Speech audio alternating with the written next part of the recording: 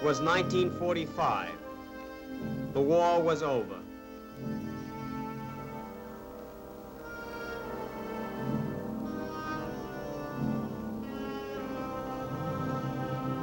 Slowly, painfully, life came back to the ruins of Europe.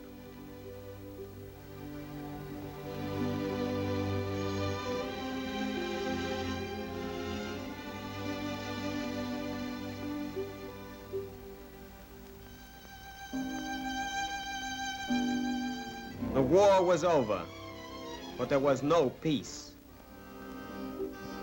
Despair crouched over the continent. Hopelessness circled Europe like a bird of prey. Why? What were the forces? What were the issues in a war that turned nations into rubble heaps and populations into beggars? The people wanted the answers. They wanted to know what happened and why. In the Palace of Justice in Nuremberg, the people of the world came together.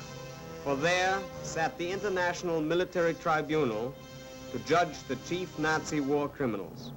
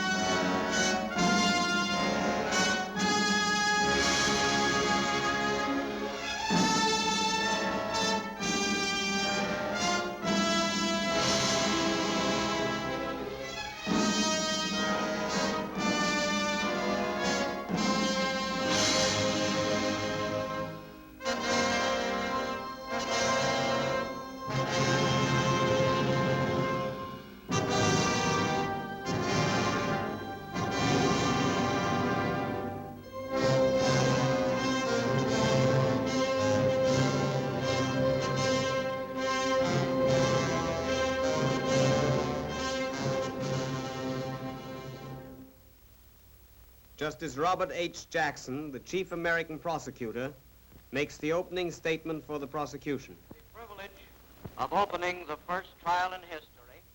The privilege of opening the first trial in history for crimes against the peace of the world imposes a grave responsibility. The wrongs which we seek to condemn and punish have been so calculated, so malignant and so devastating that civilization cannot tolerate their being ignored because it cannot survive their being repeated.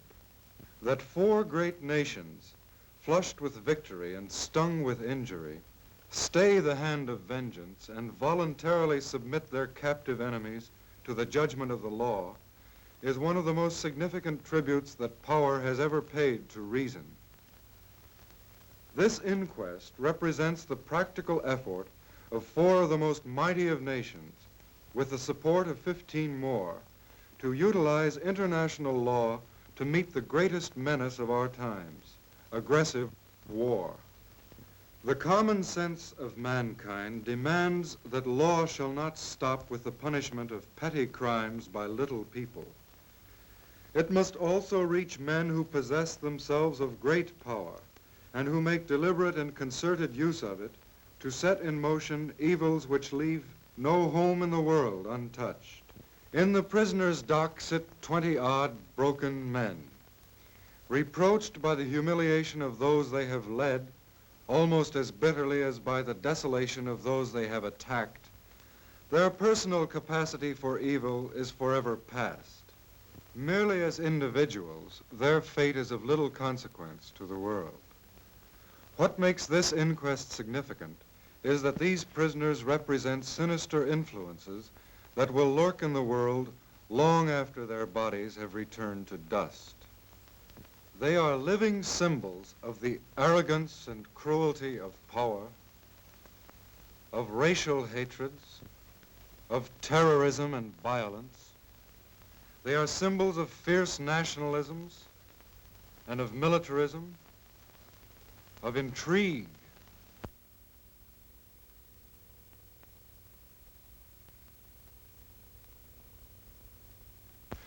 and war-making, which have embroiled Europe generation after generation, crushing its manhood, destroying its homes, and impoverishing its life. They have so identified themselves with the philosophies they conceived and with the forces they directed that any tenderness to them is a victory and an encouragement to all the evils which are attached to their names. What these men stand for, we will patiently and temperately disclose. We will give you undeniable proof of incredible events. The catalogue of crimes will omit nothing. It may be that these men of troubled conscience do not regard a trial as a favor, but they do have a fair opportunity to defend themselves, a favor which they rarely extended to their fellow countrymen.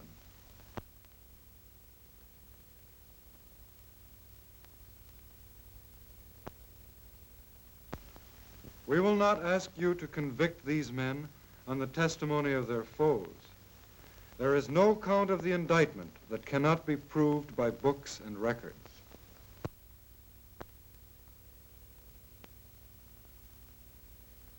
And we will show you the defendants' own films.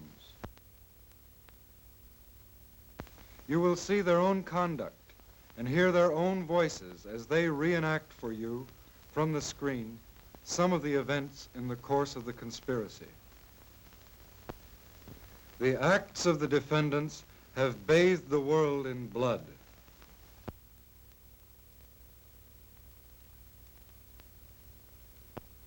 And set civilization back a century. They have subjected their European neighbors to every spoliation and deprivation. They have brought the German people to the lowest ebb of wretchedness.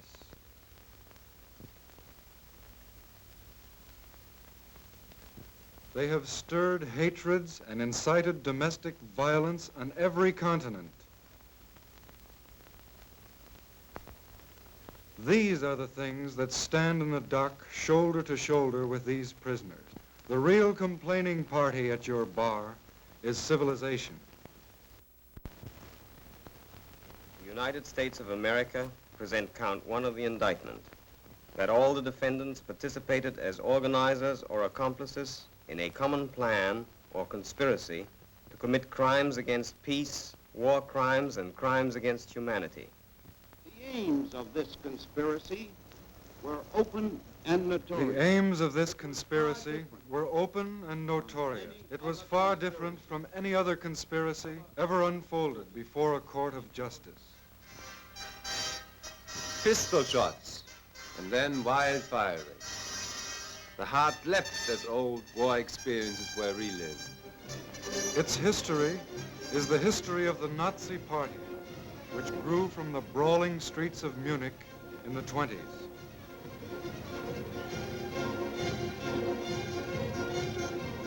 And from the beginning, Adolf Hitler and his followers were committed to the use of any means, whether or not they were legal or honorable.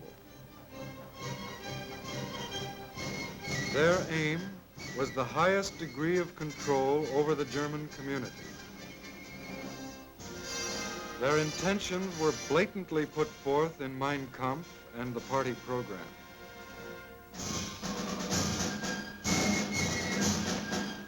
And they preached their favorite doctrine up and down the land.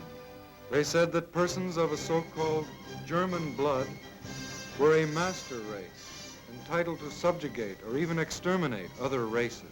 They said that the Germans should be ruled under the Führerprinzip, or leadership principle, by which each sub-leader owed unconditional obedience to his superior, and so on right up to Adolf Hitler. They said that war was a noble and necessary activity of Germans.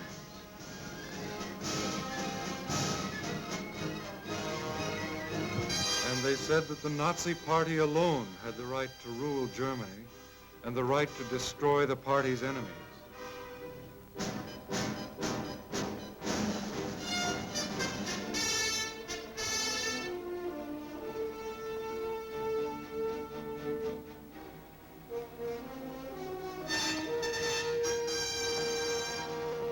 rise to power was based on fraud, deceit, intimidation, and coercion,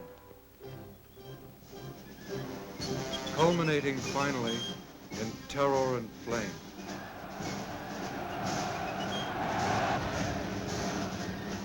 Into that flame went the democratic constitution of the Weimar Republic and the freedom of the German people.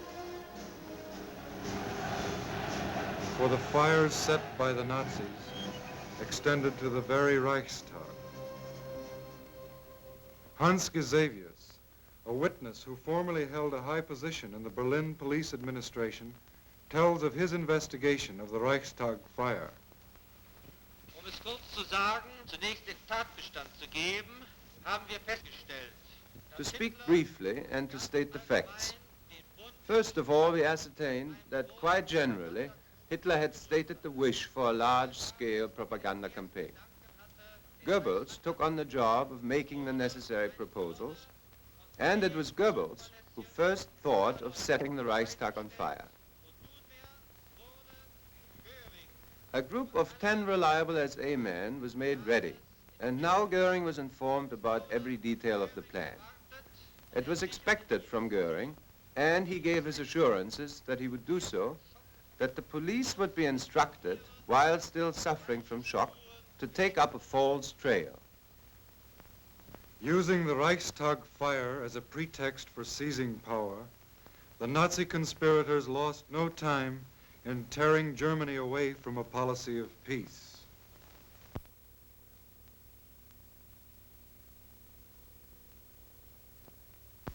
Late in 1933, they led their nation out of the disarmament conference, quit the League of Nations, and embarked on a course of secret rearmament. By 1934, the new armaments program designed by defendants Goering, Schacht, and Funk was going full blast.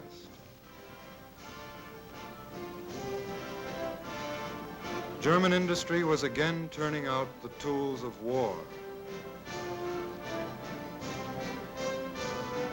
The Krupp plants hummed, and 1 year later, Goering could announce, From the strong foundation of the National Socialist ideology, today rises once again the German armed forces. a few days later, General von Blomberg announced the new law for compulsory military service.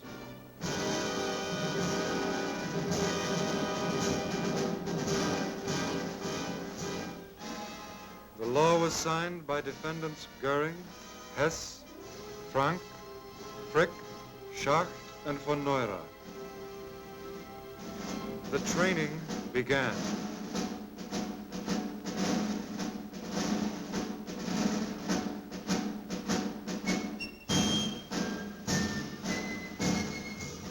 Finally, in spring of 1936, the Nazis sent their new troops marching into the Rhineland.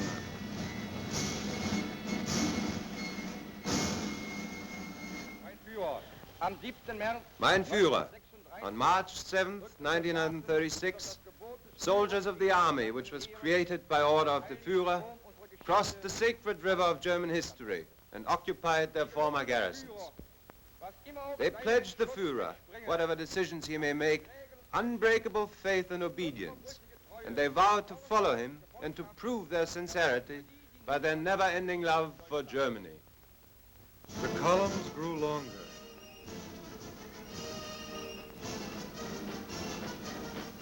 The sound of boots grew louder on the streets of Nuremberg. But Hitler said,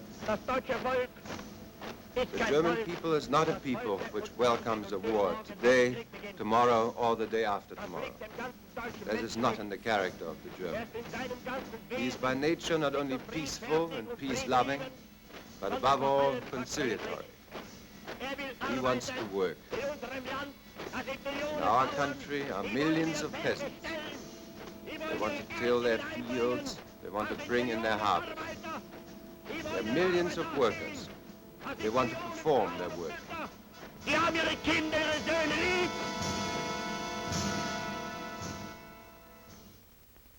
But the Nazi conspirators, in the name of Lebensraum, continued to plot new aggressions against peace. In November 1937, Hitler called a special meeting with defendants Goering, von Neurath, and Raeder, and generals von Blomberg and von Fritsch. The meeting was secret, but Lieutenant Colonel Hossbach, Hitler's personal adjutant, faithfully recorded Hitler's words. The German question can be solved only by way of force. For the improvement of our military political position, it must be our first aim, in every case of entanglement by war, to conquer Czechoslovakia and Austria simultaneously.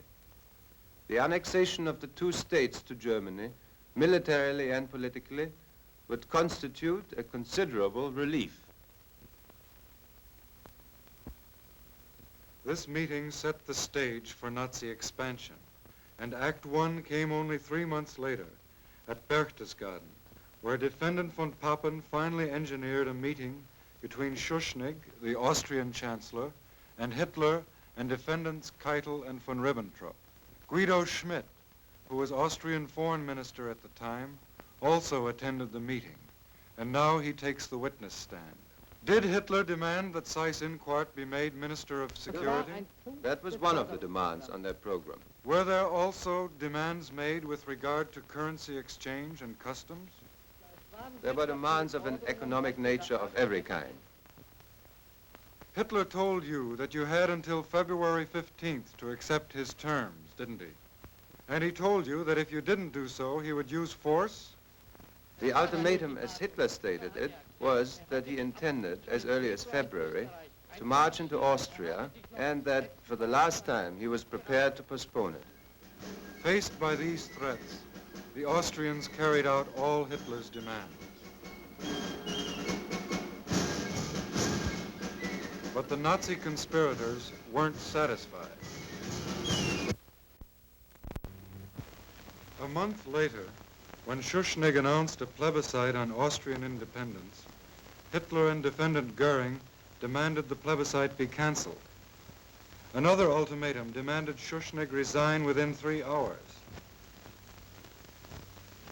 Fearing invasion, Schuschnigg resigned, and finally Defendant Seyss-Inquart was appointed the new Chancellor of Austria. That same day, Goering in Berlin called Kepler of the German embassy in Vienna. The conversation was transcribed. Kepler spoke first. Well, we represent the government now. Yes, that's it. You're the government. Listen carefully. The following telegram should be sent here from Seyss-Inquart. Take the notes. The provisional Austrian government sends to the German government the urgent request to support it in its task to help prevent bloodshed. For this purpose, it asks the German government to send German troops as soon as possible. Well, SA and SS are marching through the streets. Everything has collapsed with the professional groups. Seyss-Inquart is the only one who still has power in Austria. Yes. Then our troops will cross the border today.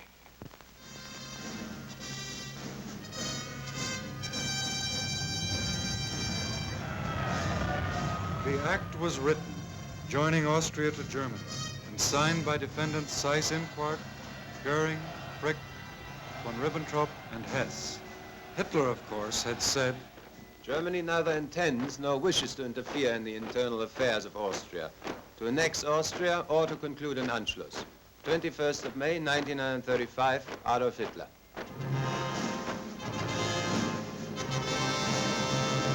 The curtain fell on Act I, but already the Nazi conspirators prepared for Act II, with this 1938 memorandum from Hitler to his high command. It is my unalterable decision to smash Czechoslovakia by military action in the near future. It is the job of the political leaders to bring about the politically and militarily suitable moment. Konrad Henlein was designated political leader. The plan was labeled Operation Green, and Defendant Jodl issued another memorandum reading, Operation Green will be set in motion by means of an incident in Czechoslovakia, which will give Germany provocation for military intervention. The fixing of the exact time for this incident is of the utmost importance. A few months later, Germany signed the Munich Pact with England, France, and Italy. This pact involved the transfer of the Sudetenland to Germany. The conspirators called it their last territorial demand.